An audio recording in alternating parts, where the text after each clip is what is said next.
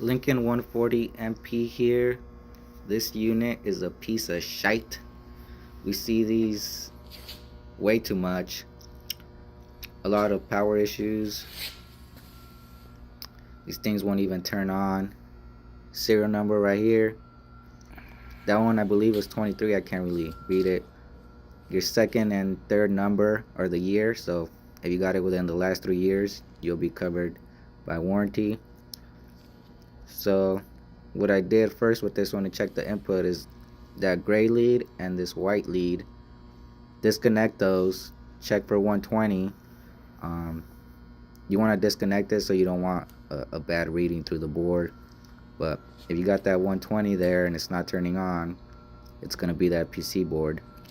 Out of warranty, I don't know how much it costs. I don't remember off the top of my head how much this board costs. You can probably look it up on Google or something, but we're under warranty, you're good.